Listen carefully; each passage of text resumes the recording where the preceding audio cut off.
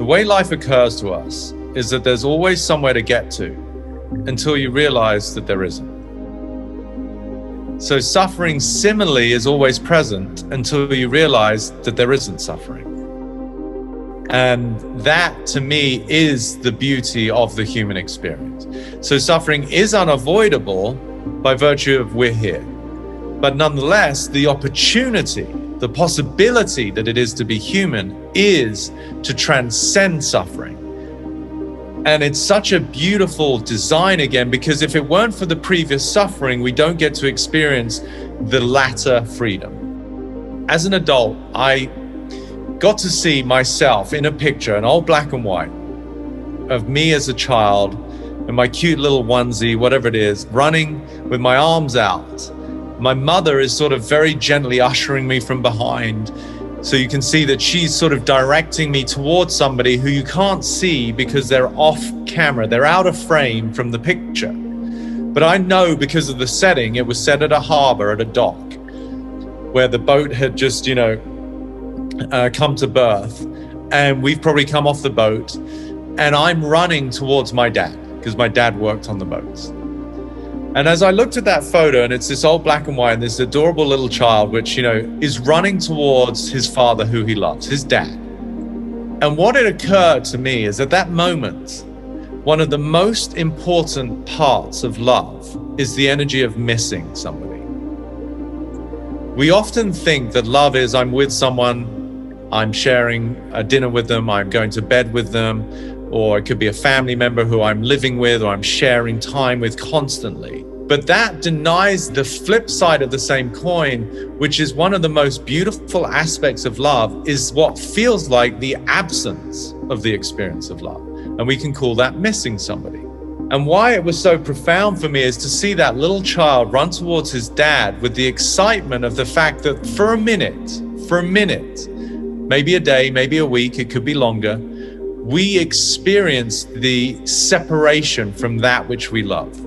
And if it weren't for the experience of separation, we would not appreciate the joy of love.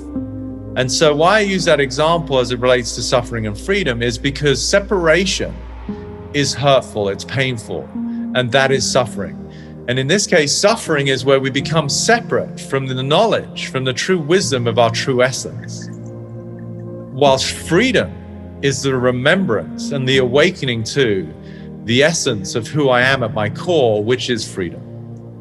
So the two are inextricably connected and simultaneously necessary in order to experience one or the other. If it weren't for the experience of missing, I don't get to go to the depths of the joy of love.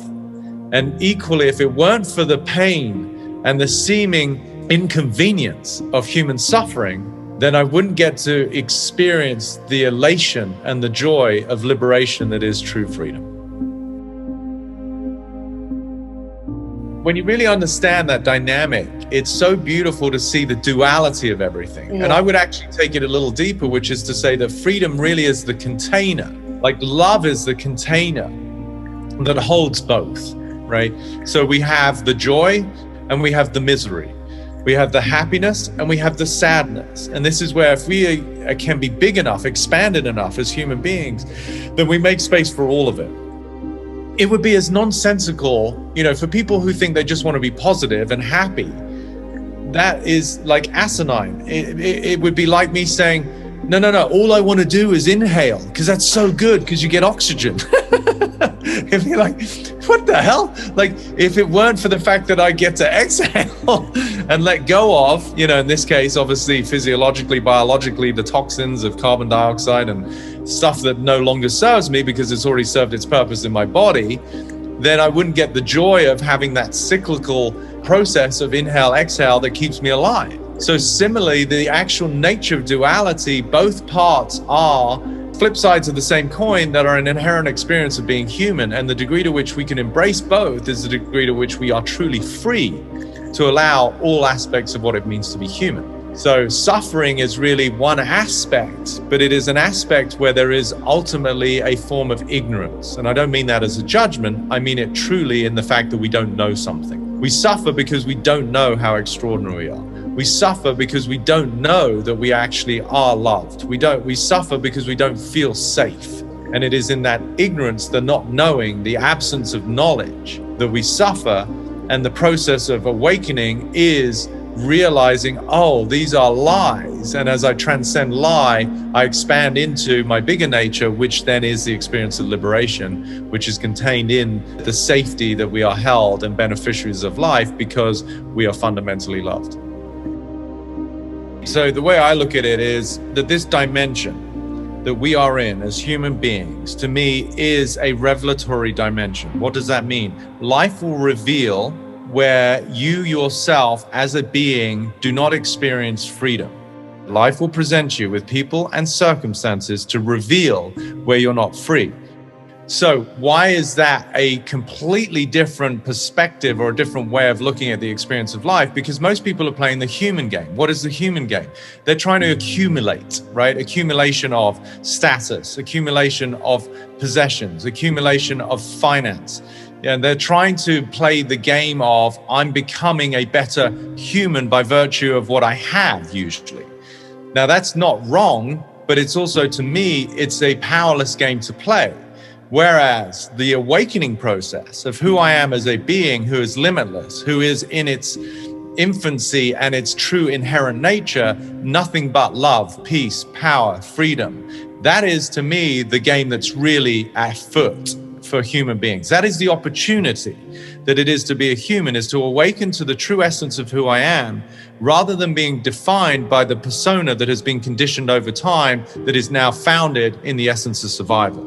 That is two entirely different approaches to the human experience. One is linear and one is vertical, right? So linear is, okay, hopefully over time I'm going to improve. I got a promotion, I got a corner office, I got a bigger home, I got a nicer car, I've got a little bit more money.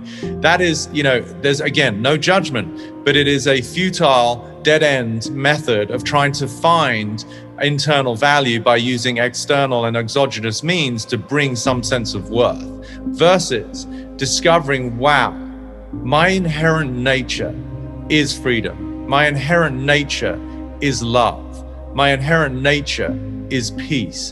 And life is constantly giving me the opportunity to awaken to those qualities by virtue of presenting to me, ironically, where I don't experience those. So that's why, again, I said life will present you with people and circumstances to reveal where you're not free. We often look at those circumstances as frustrating, as things we don't want. But that's precisely why they're being given to us, because we've yet to see how powerful and extraordinary we are, that we have yet to integrate those experiences and see that I can truly be with whatever is occurring and maintain my inner sense of peace and freedom and love. We arrive as beings, but shrouded in constraint. We arrive as souls, but constrained by fear. And the game of this particular dimension of planet Earth and being human is, oh, awesome. We are set here so that we can reveal where we are confined, constrained, and have some sense of separation and limitation. And so life is the process of sloughing by virtue of these trials and tribulations and these sort of confronting circumstances, really is a form of resistance, which, just like polishing a diamond, is allowing us to recognize where we still feel constrained, or we arrive with our bucket of fears. And as I say, the quote unquote winner of the game is who can get rid of their fears the fastest. Not that there is any urgency, but we could say, and I would assert, that true liberation and true freedom, which is my main product, is when we have confronted all of the fears that we arrive with, to recognize that in fact, there is nothing to fear itself whatsoever. And that was always just a narrative that was part of our persona or our ego, that was just simply the cocoon in which we felt we needed to live in order to stay safe, when in fact it's quite the antithesis of that, which is true security is when I no longer need the illusion of external security.